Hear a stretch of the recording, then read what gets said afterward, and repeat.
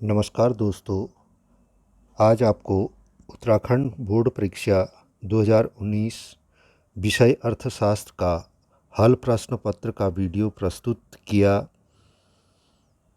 जा रहा है। इसको आप ध्यान से सुनिए। यह आगामी 13 अप्रैल 2022 को होने वाले अर्थशास्त्र बोर्ड परीक्षा के लिए लाभदायक होगा।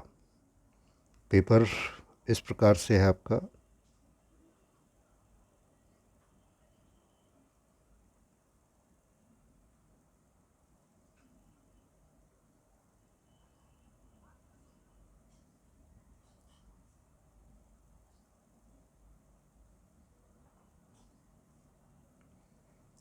कुल 32 प्रश्न। पहला प्रश्न है, चुनाव की समस्या क्या है? इसका उत्तर है, मनुष्य की आवश्यकताएं अनंत हैं, किंतु उनकी पूर्ति के लिए उसके पास साधन सीमित हैं जिनके वैकल्पिक प्रयोग संभव है। इन साधनों से किस आवश्यकता को पहले संतुष्ट किया जाए और किसे बाद में, यही चुनाव या चयन की समस्या है। दूसरा प्रश्न है, मांग तालिका का क्या अर्थ है? इसका उत्तर है, वस्तु की मात्रा एवं वस्तु की कीमत से जो तालिका बनती है, मांग तालिका कहलाती है। तीसरा प्रश्न है, दूध का बाजार है। इसके ऑप्शन हैं अति अल्पकालीन बाजार, अल्पकालीन बाजार, दीर्घकालीन बाजार और उपयुक्त में से कोई नहीं। तो इसका सही उत्तर है विकल्प फर्स्ट, अति अल्पकालीन बाजार। चौथा प्रश्न है, एक फर्म द्वारा उपयोग में लाए गए आगतों और उत्पादित निर्गतों के बीच संबंध का क्या नाम है? इसका सही उत्तर है उत्पादन फलन। और पांचवा प्रश्न है, किसी वस्तु की कीमत उस बिंदु पर निर्धारित होती है जहां, पहला विकल्प है वस्तु की मांग उसकी पूर्ति से कम होती है, दूसरा विकल्प है वस्तु की मांग उसकी पूर्ति से अधिक होती है, तीसरा विकल्प है वस्तु की मांग उसकी पूर्ति के बराबर होती है और चौथा विकल्प है उपयुक्त सभी। तो इसका सही उत्तर है तीसरा विकल्प, वस्तु की मांग उसकी पूर्ति के बराबर होती है। प्रश्न 6 5 तक के एक एक अंक के थे, 6 से 10 तक 3-3 अंक के प्रश्न हैं। तो छठा प्रश्न है, सकारात्मक अर्थशास्त्र एवं आदर्शक अर्थशास्त्र की उदाहरण सहित व्याख्या कीजिए। पहला, सकारात्मक अर्थशास्त्र। सकारात्मक अर्थशास्त्र में समस्याओं को जैसे हैं के रूप में अध्ययन करता है। इसमें केवल कारण एवं परिणाम के संबंध का विश्लेषण किया जाता है। आर्थिक पहलुओं में क्या है का विश्लेषण किया जाता है। उदाहरण के लिए, भारतीय अर्थव्यवस्था में कीमत निरंतर बढ़ रही है। दूसरा उदाहरण है, भारत में बेरोजगारी बढ़ रही है। दूसरा, आदर्शात्मक अर्थशास्त्र। आदर्शात्मक अर्थशास्त्र में क्या होना चाहिए जैसे प्रश्न से है, जिसमें आर्थिक पहलुओं की अच्छाई एवं बुराइयों के संबंध में विश्लेषण किया जाता है। इसका उदाहरण है, भारत में कीमतों पर नियंत्रण के उपाय किए जाने चाहिए। और दूसरा उदाहरण है, भारत में बेरोजगारी को कम किया जाना चाहिए। प्रश्न 7, तुष्टिगुण या उपयोगिता की परिभाषा दीजिए तथा इसकी विशेषताओं को बताइए। इसका उत्तर है उपयोगिता। उपयोगिता का अर्थ है वस्तु में निहित आवश्यकता पूर्ति की शक्ति से है। और उपयोगिता की जो विशेषताएं हैं, पहली विशेषता है उपयोगिता एक मनोवैज्ञानिक धारणा है। दूसरा, उपयोगिता व्यक्तिपरक होती है। तीसरा, उपयोगिता का विचार सापेक्षिक होता है। और चौथा, उपयोगिता नैतिक सिद्धांतों से प्रभावित नहीं होती। और पांचवा, उपयोगिता का अर्थ अनुमानित संतुष्टि से है।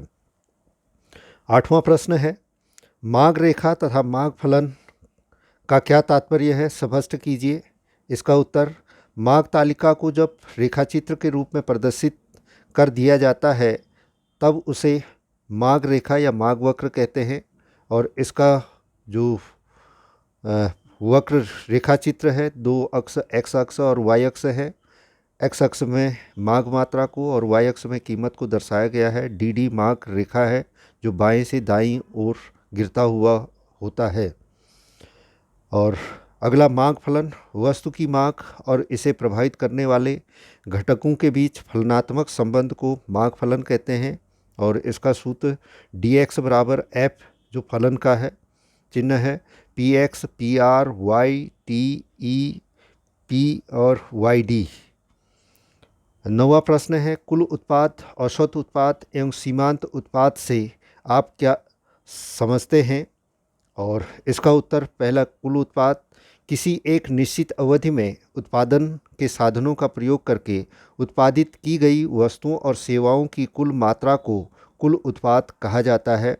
और इसका सूत्र होता है टीपी यानी टोटल प्रोडक्ट बराबर सिग्मा एमपी बराबर एपी इंटू एल। और टीपी कुल उत्पाद है, एमपी सीमांत उत्पाद है और एपी औसत उत्पाद है और एल श्रम की इकाइयां हैं। दूसरा, सीमांत उत्पाद मार्जिनल प्रोडक्ट जिसको एमपी द्वारा प्रदर्शित किया गया है, किसी परिवर्तनशील साधन की एक अतिरिक्त इकाई का या एक कम इकाई का प्रयोग करने से कुल उत्पाद में जो अंतर आता है उसे उस इकाई का सीमांत उत्पाद कहते हैं। और इसका सूत्र एम पी बराबर T P N minus T P N minus 1 होता है। और तीसरा इसमें आता है औसत उत्पाद, परिवर्तनशील साधन की के प्रति इकाई उत्पाद को औसत उत्पाद कहा जाता है। और इसका जो सूत्र होता है ए पी बराबर टी पी अपॉन एल।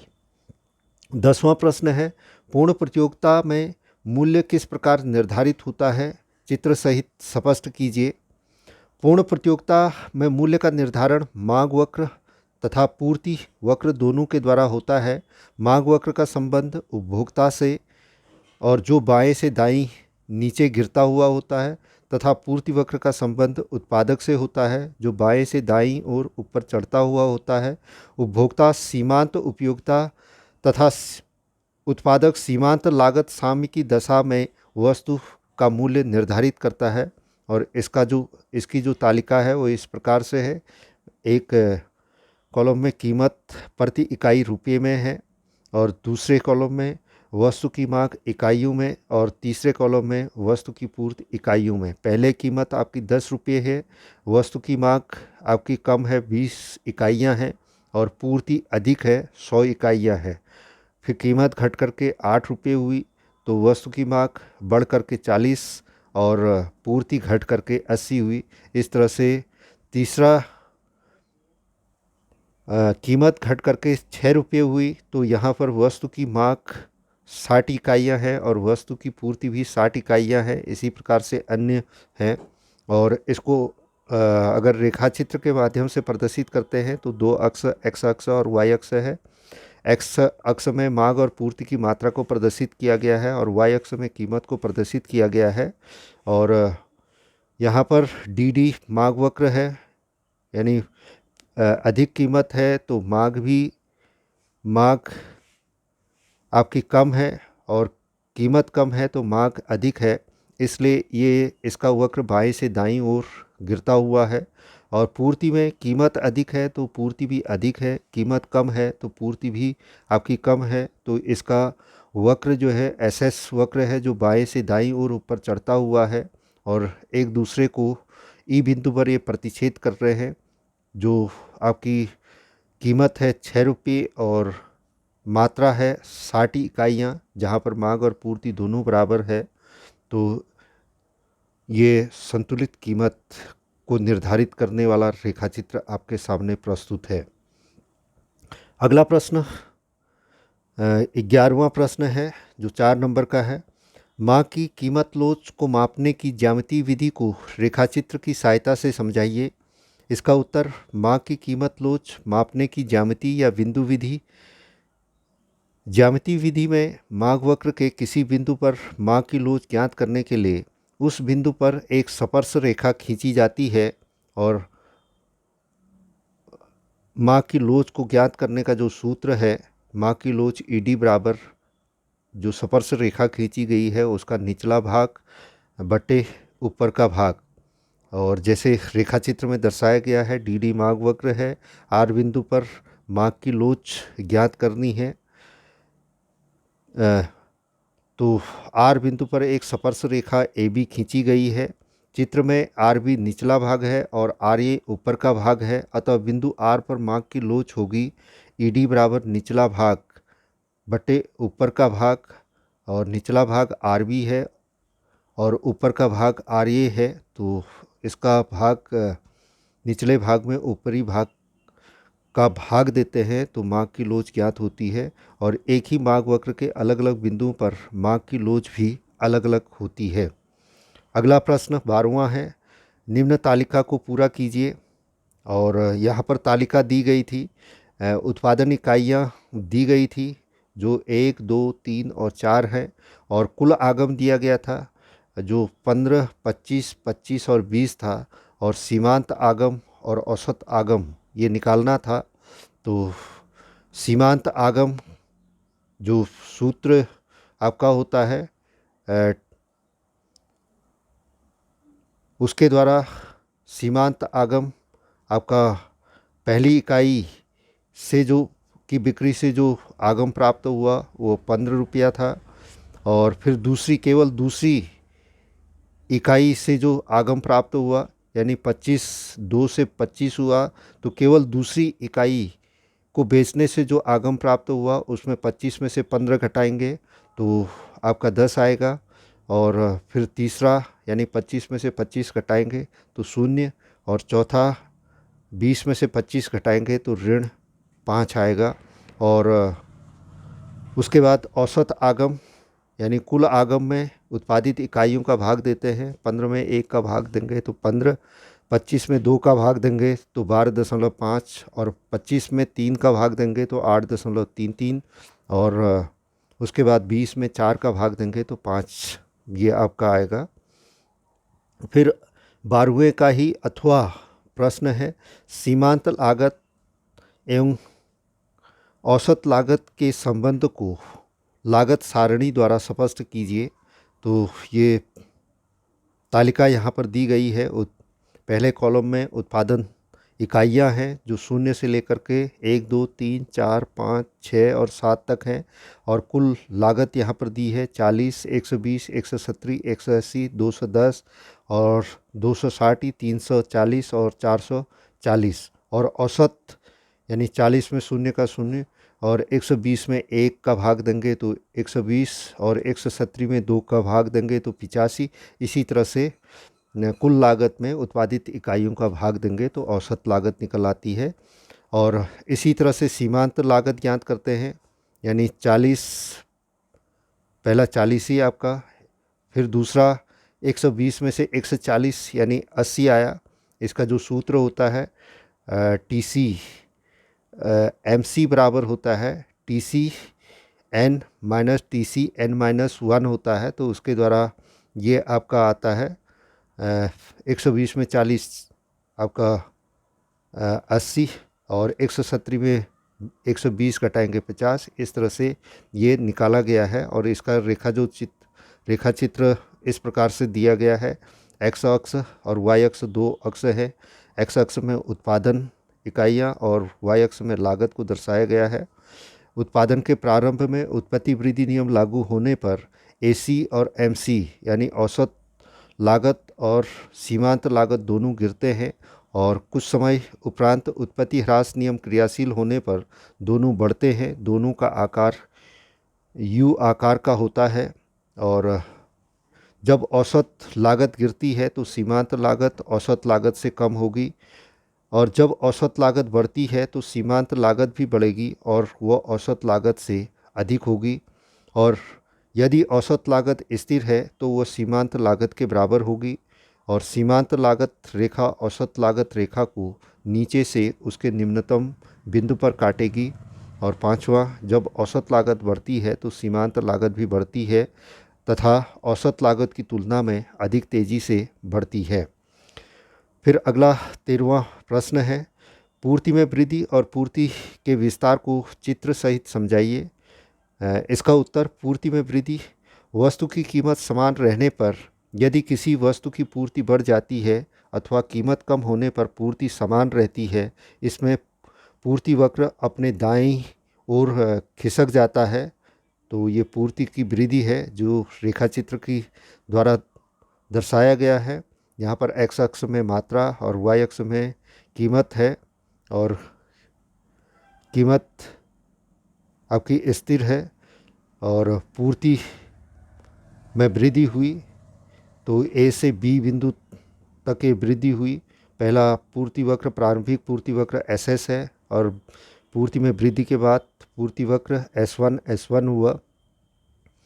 तो यहाँ पर पूर्ति की मात्रा M से M1 आपकी हुई, और उसी तरह से पूर्ति का विस्तार अन्य बातें समान रहने पर, जब किसी वस्तु की कीमत बढ़ने पर उस वस्तु की पूर्ति बढ़ जाती है तो इसे पूर्ति में विस्तार कहते हैं।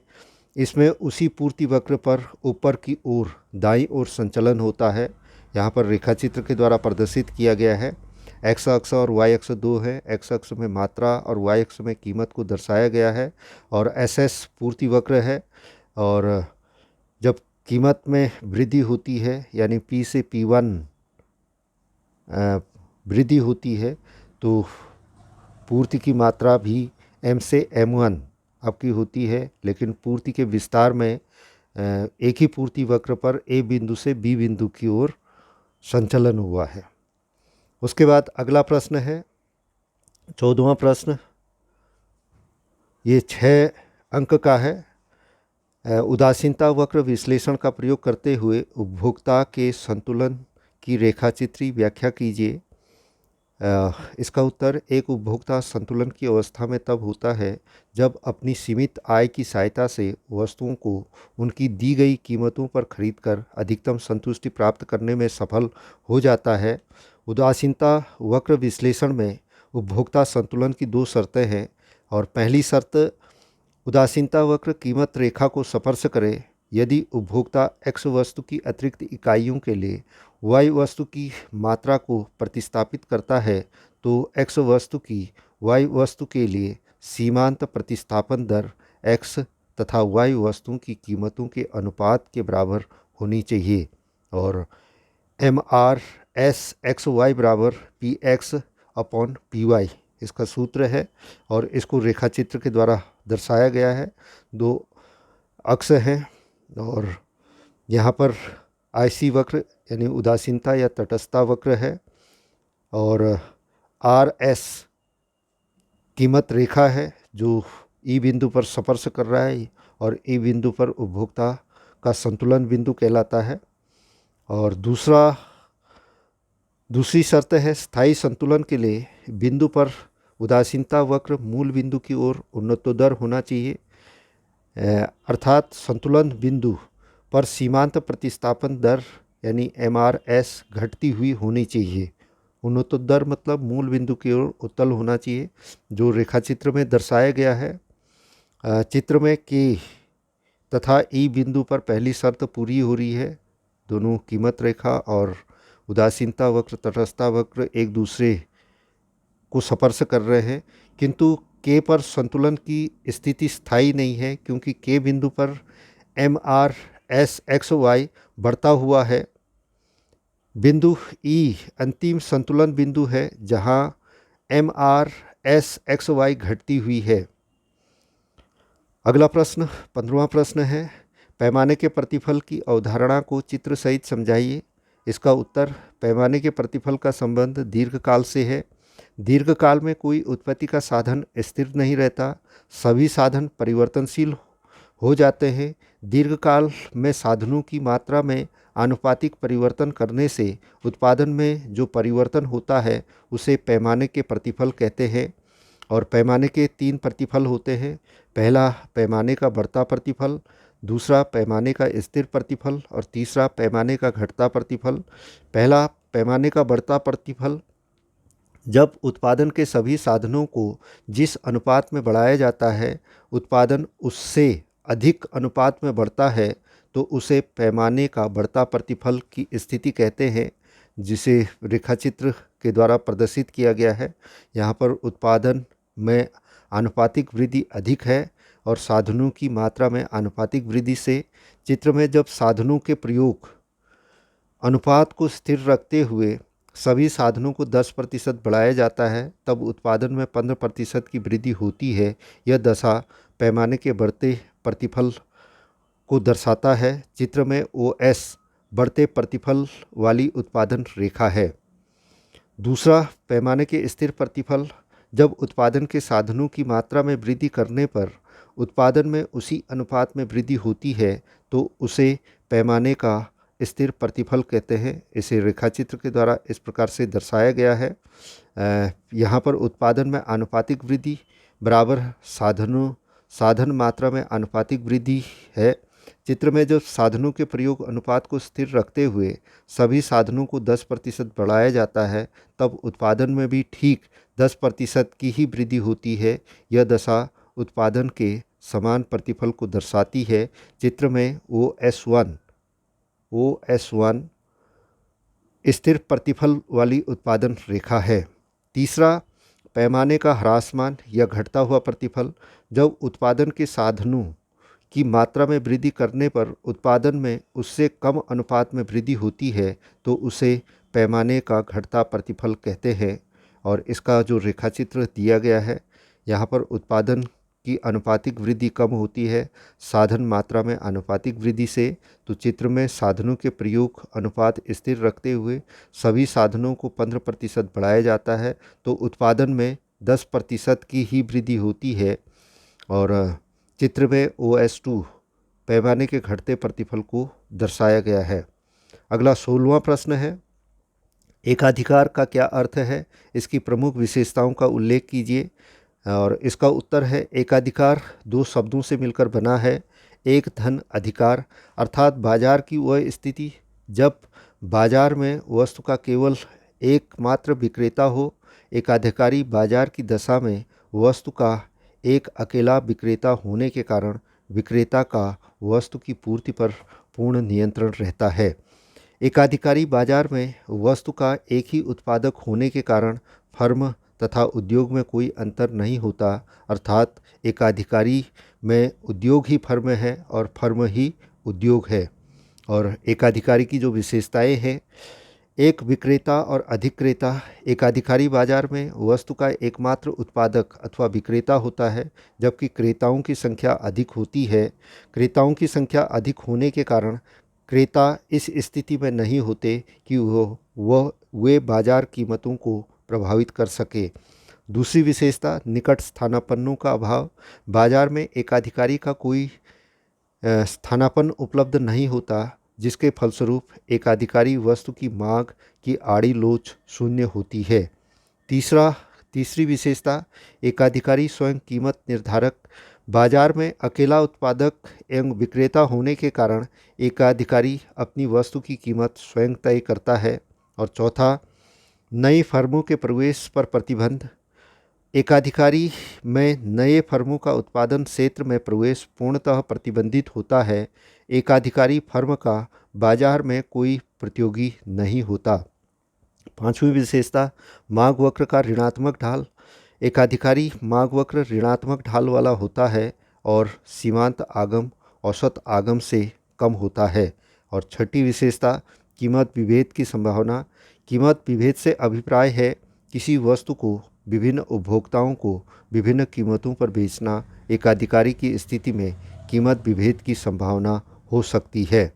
तो ये पहली किताब थी व्यष्टि अर्थशास्त्र, 50 अंक, जो 1 से 16 तक के प्रश्न थे। 1 से 5 तक के प्रश्न 1-1 अंक के, और 6 से 10 तक के प्रश्न 3-3 अंक के, और 11 से 13 तक के प्रश्न 4-4 अंक के, और 14 से 16 तक के प्रश्न ये थे 6-6 अंक के।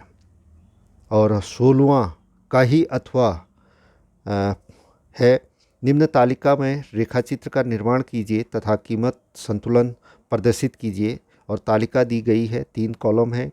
पहले कॉलम में कीमत रुपये में दी गई है, दूसरे कॉलम में मांग इकाई में दी गई है, और तीसरा पूर्ति इकाई में दी गई है। कीमत 10, 15, 20, 25 और 30 रुपये है। तो मांग आपकी पहले 100 थी, 10 रुपये में 100 थी, फिर 80, 60, 40 और 20 और मांग कीमत बढ़ने से मांग कम हो रही है और पूर्ति आपकी बढ़ रही है। पहले 20, 40, 60, 80 और 100 है। अगर इसको रेखा चित्र के द्वारा प्रदर्शित करते हैं तो इस प्रकार से आपका रेखा चित्र आएगा। दो अक्ष हैं, एक्स अक्ष और वाई अक्ष है। एक्स अक्ष में मांग और पूर्ति की मात्रा को प्रदर्शित किया गया है और वाई अक्ष में कीमत को प्रदर्शित किया गया है। और वस्तु की मात्रा 10, 20, 30, 40, 50, 60, 70, 80, 90, 100 इस तरह एक्स अक्ष में, और वाई अक्ष में कीमत 5, 10, 15, 20, 25 और 30। और क्रमशः डी को अगर करें तो इस तरह से आपके ए बी सी डी इस प्रकार से आपका बाएं से दाईं ओर नीचे गिरता हुआ वक्र होगा और पूर्ति वक्र बाएं से दाईं ओर P Q L M N ये इस तरह से आपका होगा। दोनों ई बिंदु पर एक दूसरे को प्रतिच्छेद या स्पर्श कर रहे हैं और जहाँ पर ओ पी यानी ₹20 पर संतुलित कीमत तथा ओ क्यू यानी 60 पर संतुलित मात्रा है। और फिर खंड ब है समष्टि अर्थशास्त्र से। इसमें 17 से 21 तक एक एक अंक के प्रश्न हैं। पहला 17वां प्रश्न है, साख मुद्रा का एक उदाहरण लिखिए। और इसका उदाहरण है साख मुद्रा का चेक, बैंक ड्राफ्ट। और अगला प्रश्न 18वां है, भारतीय रिजर्व बैंक है। 4 ऑप्शन दिए गए हैं। पहला ऑप्शन केंद्रीय बैंक, दूसरा व्यापारिक बैंक, तीसरा सहकारी बैंक और चौथा इनमें से कोई नहीं। तो इसका सही उत्तर है पहला ऑप्शन केंद्रीय बैंक। भारतीय रिजर्व बैंक जो है भारत का केंद्रीय बैंक है। और फिर 19वां प्रश्न है, यदि सीमांत उपभोग प्रवृत्ति और सीमांत बचत प्रवृत्ति बराबर है तो गुणक का मान बताइए। और गुणक का जो सूत्र सीमांत उपभोग प्रवृत्ति और सीमांत बचत प्रवृत्ति के लिए होता है तो के यानी गुणक बराबर 1/1 - MPC। और दूसरा आपकी सीमांत बचत प्रवृत्ति के लिए के बराबर 1/MPS। और जैसे दिया गया है MPC और MPS दोनों बराबर हैं, यानी दोनों का योग 1 होता है तो दोनों बराबर हैं। तो दोनों बराबर 1/2 यानी 0.5 होगा। और इसको अगर निकालें पहले वाले में तो 1/1 - 1/2 और दूसरे में 1/1/2। तो दोनों को हल करेंगे तो बराबर 2 आता है। तो गुणक का मान 2 होगा। अगर सीमांत बचत प्रवृत्ति और सीमांत उपभोग प्रवृत्ति दोनों बराबर है तो गुणक का मान 2 होगा। आप केवल 2 भी इसमें लिख सकते हैं। अगला प्रश्न 20वां प्रश्न है, आयकर का लाभ प्राप्त होता है। पहला ऑप्शन है केंद्र सरकार को, दूसरा ऑप्शन है राज्य सरकार को, तीसरा ऑप्शन है केंद्र सरकार और राज्य सरकार दोनों को, और चौथा ऑप्शन है उपयुक्त में से कोई नहीं। तो इसका सही उत्तर है ऑप्शन थर्ड, केंद्र सरकार और राज्य सरकार दोनों को, यानी केंद्र सरकार इसको एकत्र करती है और उसमें से राज्य सरकार का भी भाग होता है। अगला 21वां प्रश्न है, अनुकूलतम भुगतान संतुलन से आप क्या समझते हैं। इसका उत्तर, जिस वित्त वर्ष में नियति मूल्य, आयात मूल्य या कुल लेनदारी अधिक और देनदारी कम होती है तो ये अनुकूल भुगतान संतुलन है। और फिर 22वां ये 3 अंक का प्रश्न है, राष्ट्रीय आय को परिभाषित कीजिए। आर्थिक विकास में राष्ट्रीय आय का क्या योगदान है।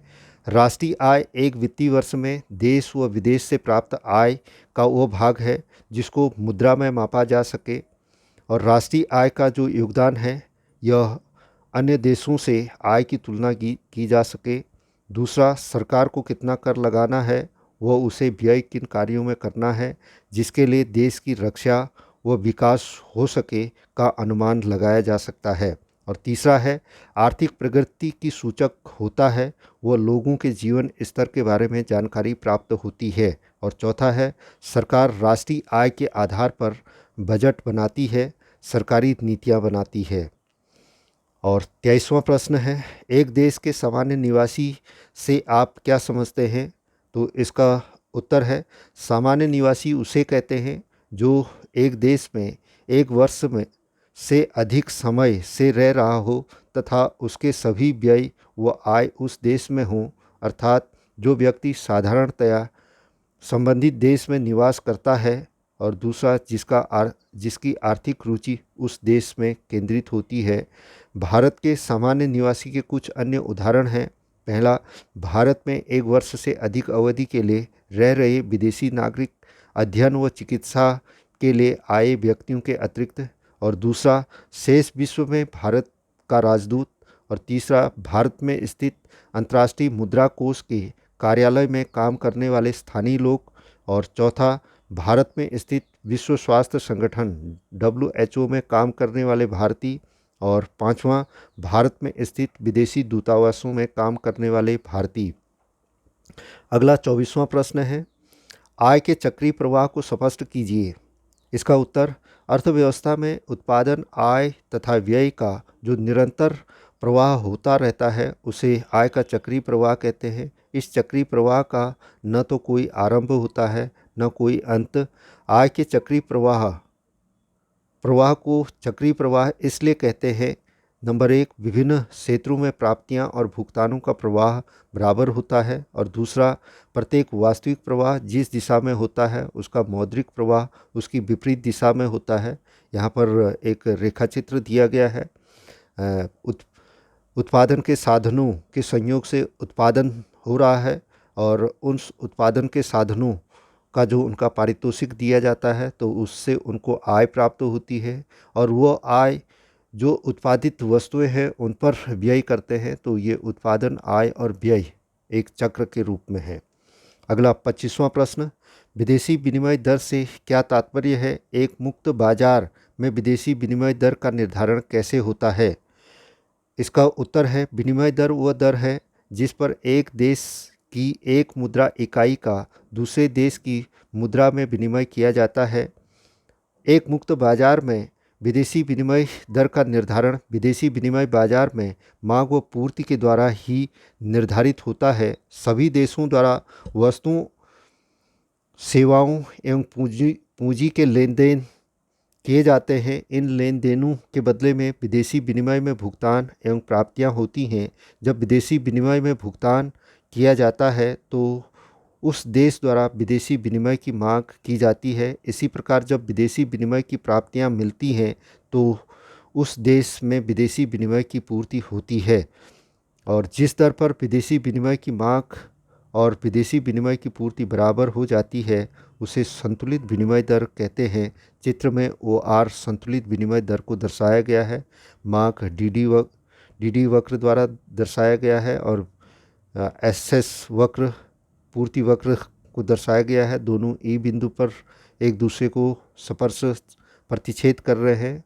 और इसको अगर विनिमय दर यानी Y अक्ष में दर्शाया गया है तो R आपका होगा और मात्रा, पूर्ति और वो दोनों आपकी Q है। अगला प्रश्न 26वां है, भुगतान संतुलन में दृश्य एवं अदृश्य मदों का क्या तात्पर्य है? उदाहरणों से स्पष्ट कीजिए। और दृश्य मदों में वे सब प्रकार की भौतिक वस्तुओं का आयात एवं निर्यात सम्मिलित होता है। इन्हें दृश्य इसलिए कहा जाता है क्योंकि ये वस्तुएं किसी पदार्थ की बनी होती हैं। उदाहरण के लिए सोना, चांदी, मशीन, कपड़ा आदि ये दृश्य वस्तुएं हैं। और अदृश्य मद, इसमें सभी प्रकार की सेवाओं का मूल्य शामिल किया जाता है। इसे अदृश्य मद इसलिए कहते हैं क्योंकि ये सेवाएं किसी पदार्थ की नहीं बनी होती हैं। उदाहरण के लिए यात्रियों का देश विदेश, शिक्षा, स्वास्थ्य, मनोरंजन आदि पर पर्यटकों के द्वारा व्यय। दूसरा, बीमा विशेषज्ञों की सेवाओं पर व्यय। तीसरा, विदेशों से निवेश आय। और चौथा, सरकार द्वारा अनुदान, मुआवजा, आपदा पर विदेशों में व्यय। अगला प्रश्न 27वां प्रश्न है, समग्र या कुल मांग के प्रमुख घटकों का वर्णन कीजिए। और सामूहिक मांग के जो निर्धारक घटक हैं उनको 3 भागों में बांटा गया है। घरेलू क्षेत्र का उपभोग व्यय, दूसरा निवेश, तीसरा सरकारी उपभोग व्यय और तीसरा शुद्ध निर्यात। इसमें आता है घरेलू क्षेत्र का उपभोग व्यय, जिसे सी द्वारा प्रदर्शित किया गया है। घरेलू क्षेत्र का उपभोग व्यय मुख्य रूप से आय पर निर्भर करता है, इसलिए सी बराबर एफ वाई। और उपभोग एवं आय के संबंध को उपभोग फलन कहा जाता है।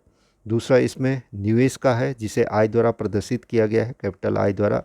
पूंजीगत पदार्थों जैसे मशीन, औजार, बिल्डिंग आदि में वृद्धि करने हेतु किया गया व्यय निवेश कहलाता है। निवेश से अभिप्राय पूंजीगत पदार्थों में होने वाली वृद्धि से है। सरकारी उपभोग व्यय जी द्वारा प्रदर्शित किया गया है। सरकारी उपभोग व्यय में सार्वजनिक सड़कें, सार्वजनिक कार्य, बिजली, पानी, अस्पताल, स्कूल आदि पर सरकार द्वारा किए गए व्यय सम्मिलित हैं।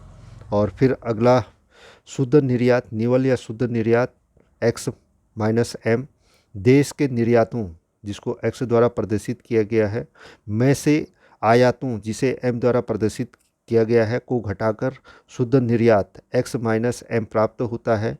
यह अर्थव्यवस्था द्वारा उत्पादित वस्तुओं और सेवाओं की विदेशी मांग का प्रतीक है। निर्यात अधिक होने पर समग्र मांग अधिक होती है और आयात अधिक होने पर कम हो जाएगी। अगला 27वां प्रश्न है, वस्तु विनिमय प्रणाली क्या है, इसकी क्या कमियां हैं। इसका उत्तर है वस्तु विनिमय। वस्तु विनिमय प्रणाली एक ऐसी प्रणाली है जिसमें वस्तु के बदले वस्तु या सेवा बदली जाती है और विनिमय के किसी सर्वग्राह्य माध्यम का प्रयोग नहीं होता है। वस्तु विनिमय की जो कठिनाइयां हैं, पहला है दोहरा संयोग का अभाव।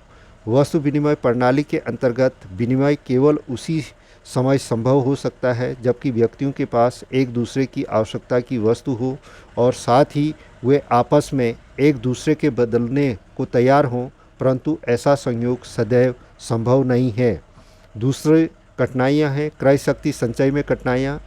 भविष्य के लिए विनिमय शक्ति का संचय नहीं किया जा सकता क्योंकि अधिकांश वस्तुएं क्षयशील यानी शीघ्र नष्ट होने वाली प्रकृति की होती हैं। तीसरी कठिनाइयाँ हैं एक सर्वमान्य मूल्य माप का अभाव। वस्तु विनिमय प्रणाली में मूल्य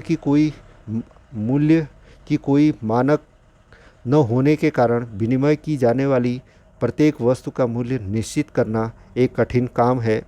और चौथी कठिनाइयाँ हैं वस्तु विभाजन की कठिनाइयाँ। विनिमय होने वाली वस्तुओं में कुछ वस्तुएं ऐसी होती हैं जिनका विभाजन नहीं किया जा सकता है। यदि उनका विभाजन किया जाए तो वस्तु की उपयोगिता नष्ट हो जाएगी, जैसे जीवित जानवर। और पांचवी कठिनाइयाँ हैं मूल्य हस्तांतरण का अभाव। वस्तु विनिमय में मूल्य या क्रय शक्ति के स्थानांतरण में बहुत कठिनाइयाँ होती हैं। और छठा है भावी भुगतान का अभाव। बहुत सी वस्तुओं का क्रय विक्रय ऐसा होता है जिनका भुगतान तुरंत न होकर भविष्य में किया जाता है, परंतु वस्तु विनिमय में ऐसा संभव नहीं था क्योंकि वस्तुओं के मूल्य में स्थिरता का अभाव था। उसके बाद अगला प्रश्न है 28वां प्रश्न, घाटे का बजट क्या है, इसके गुण व दोषों का उल्लेख कीजिए।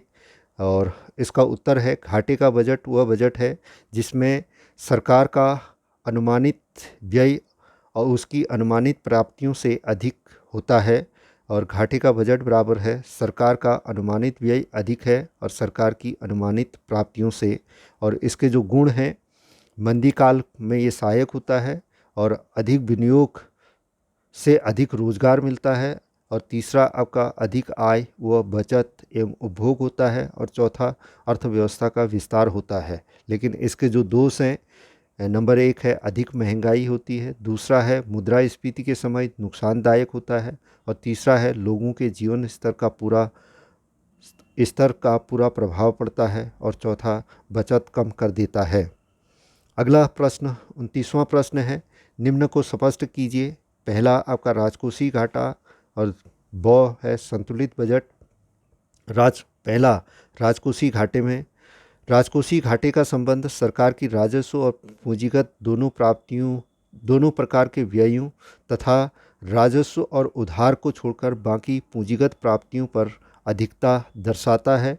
और राजकोषीय घाटा वास्तव में सरकार के द्वारा लिए गए कुल ऋणों तथा अन्य देयताओं के बराबर होता है। और राजकोषीय घाटे का जो सूत्र होता है, राजकोषीय घाटा बराबर कुल व्यय ऋण कुल आय, और कुल आय में सरकारी ऋणों के अतिरिक्त जो आय है उसको घटाया जाता है। और संतुलित बजट वो बजट है जिसमें सरकार की आय तथा व्यय दोनों बराबर होते हैं, यानी सरकार की आय बराबर सरकार के व्यय। संतुलित बजट का आर्थिक क्रियाओं के स्तर पर कोई प्रभाव नहीं पड़ता। इसके कारण न तो संकुचनकारी शक्तियाँ और न ही विस्तारवादी शक्तियाँ काम कर पाती हैं। अगला प्रश्न 30वां प्रश्न है, मूल्यवर्धित विधि द्वारा राष्ट्रीय आय की गणना कैसे की जाती है, समझाइए।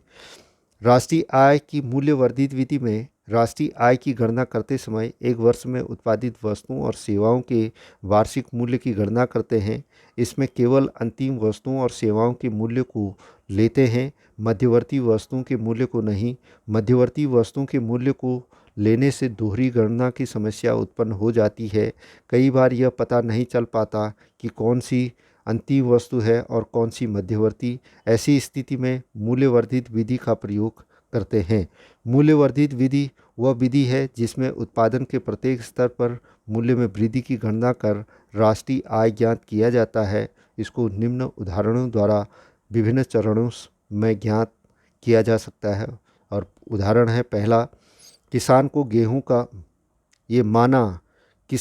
गेहूं का उत्पादन करते समय कोई व्यय नहीं करना पड़ता। वह स्वयं परिश्रम करता है तथा बीज और खाद पर कोई व्यय नहीं होता। इसलिए किसान द्वारा गेहूं के मूल्य में वृद्धि रुपया 1600। और दूसरा, गेहूं का मैदा बनाकर बेचने वाले ने गेहूं 1600 में खरीदा तथा रुपया 2400 में बेचा। इस प्रकार मैदा बनाने वाले ने रुपया 2400 ऋण 1600 बराबर रुपया 800 की मूल्य की वृद्धि की।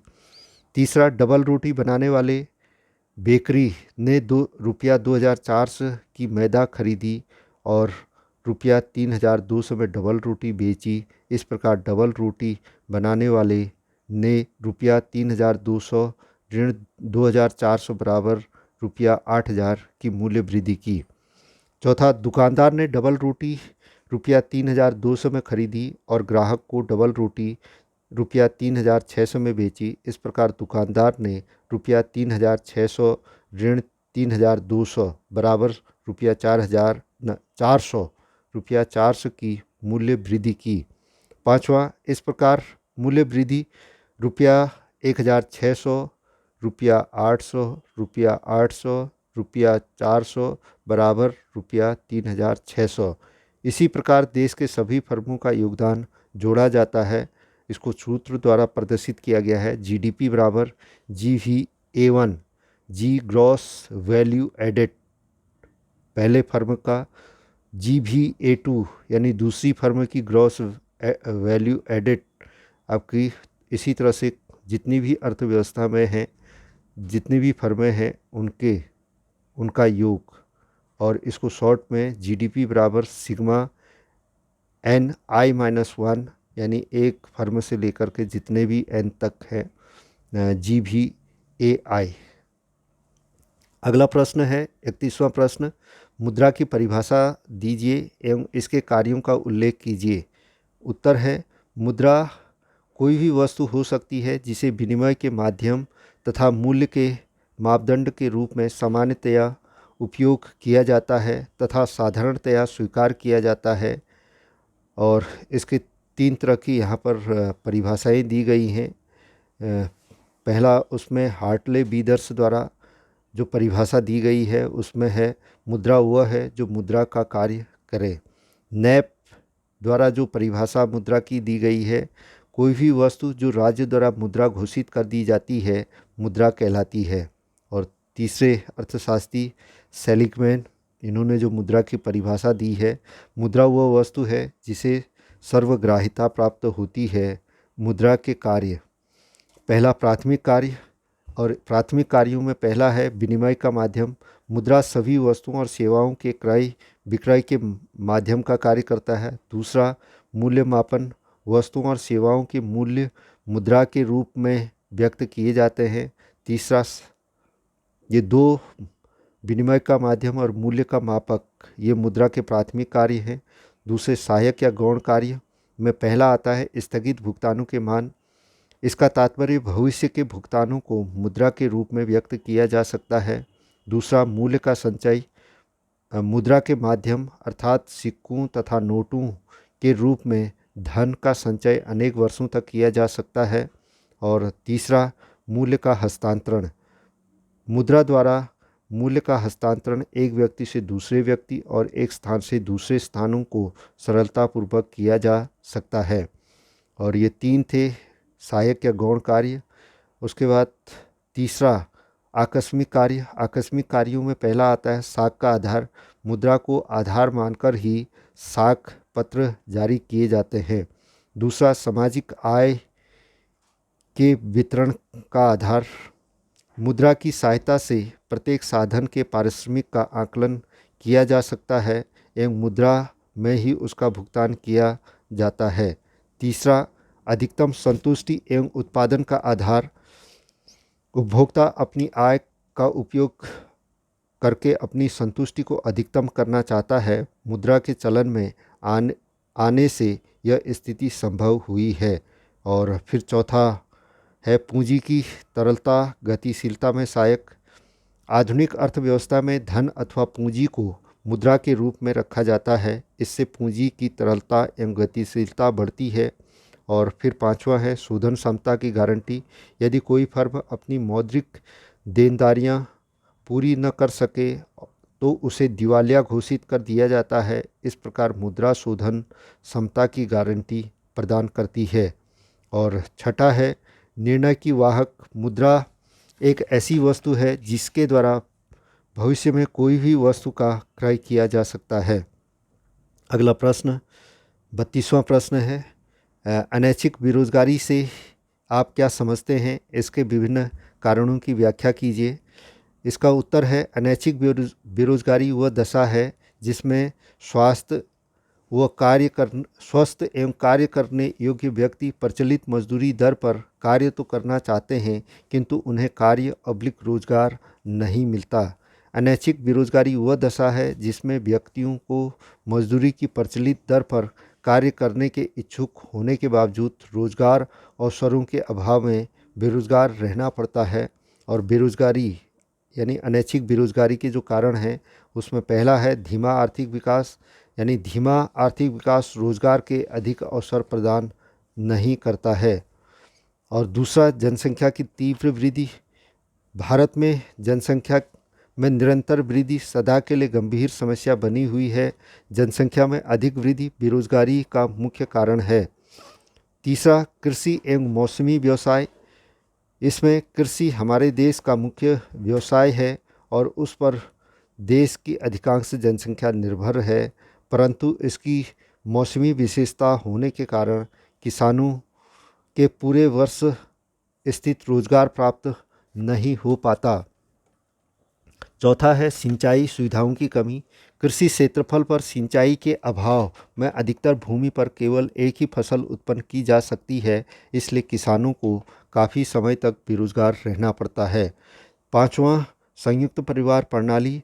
संयुक्त परिवार प्रणाली भी अदृश्य बेरोजगारी को बढ़ावा देती है जो संयुक्त आय पर अपना निर्वाह कर रहे हैं। और छठा, कुटीर व लघु उद्योगों का पतन। बड़े उद्योग पर्याप्त मात्रा में रोजगार उपलब्ध नहीं करा सके। और सातवां है कम बचत तथा निवेश। हमारे देश में पूंजी की कमी है, जो भी पूंजी है उसका निवेश ठीक प्रकार से नहीं किया जा रहा है। पूंजी की एक बड़ी मात्रा बड़े पैमाने के उद्योगों में निजी की जा रही है, जहां प्रति इकाई श्रम के लिए अधिक पूंजी की आवश्यकता है। आठवां, श्रमिकों की सीमित गतिशीलता। भारत में श्रमिकों की गतिशीलता कम है। कई पारिवारिक तथा सामाजिक बंधन के कारण लोग दूर स्थानों पर जाने के लिए तैयार नहीं होते, जबकि वहां रोजगार उपलब्ध होता है। और नौवां, दोषपूर्ण शिक्षा प्रणाली। देश की शिक्षा प्रणाली में बहुत कमियां हैं।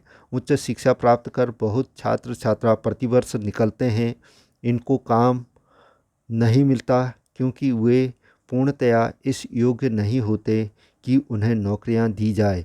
और 10वां है आधुनिकीकरण। वर्तमान समय में अधिकतर उद्योगों द्वारा अपनी लागतों को कम करने के लिए आधुनिक यानी नवीन तकनीकी और मशीन नीति का प्रयोग किया जाता है, जिससे बेरोजगारी बढ़ती है। इसके अतिरिक्त कृषि एवं अधिक निर्भरता, साधनों का अपूर्ण उपयोग,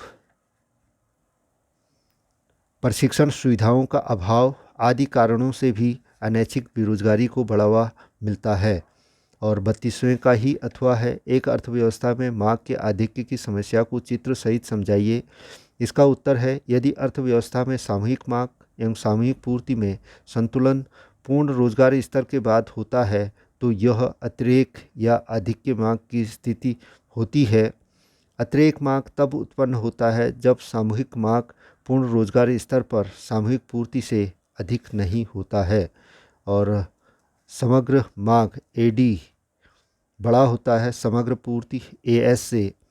तो इसकी विशेषताएं, जब वर्तमान सामूहिक मांग एडी पूर्ण रोजगार की सामूहिक पूर्ति से अधिक हो जाती है तो यह अनैतिक मांग की अवस्था कहलाता है। दूसरा, ऐसी स्थिति में सामूहिक मांग पर्याप्त मांग से अधिक है, फलतः मांग में वृद्धि की रोजगार और उत्पादन के स्तर पर कोई प्रतिक्रिया नहीं होती और वे स्थिर बने रहते हैं। और तीसरा है, सामूहिक मांग का सामूहिक पूर्ति से अंतर स्फीतिक अंतराल कहलाता है। यह स्फीतिक अंतराल जितना अधिक होगा, अतिरेक मांग भी उतनी अधिक होगी, अर्थात स्फीतिक अंतराल अतिरेक मांग के माप को बताता है। आधिक्य मांग का रेखाचित्र द्वारा प्रदर्शन किया गया है। चित्र में अतिरेक या आधिक्य मांग की स्थिति को दर्शाया गया है। सामूहिक मांग वक्र एडी पूर्ण रोजगार की स्थिति को स्पष्ट करता है। पूर्ण रोजगार स्तर ओ वाई पर आवश्यक सामूहिक मांग ई वाई के बराबर है। पूर्ण रोजगार के बाद के स्तर पर वास्तविक सामूहिक मांग यानी एडी 1 रेखा द्वारा प्रदर्शित है। यह सामूहिक मांग एफ वाई के बराबर है। वास्तविक सामूहिक मांग एफ वाई अधिक है आवश्यक सामूहिक मांग ई वाई से, अतः अतिरेक ई एफ आधिक्य मांग को सूचित करता है और चित्रानुसार आधिक्य मांग बराबर होता है F Y minus E Y बराबर ई एफ। तो इसी के साथ ये 32 प्रश्न के आंसर समाप्त हुए। आपने मेरी वीडियो देखी, बहुत बहुत धन्यवाद।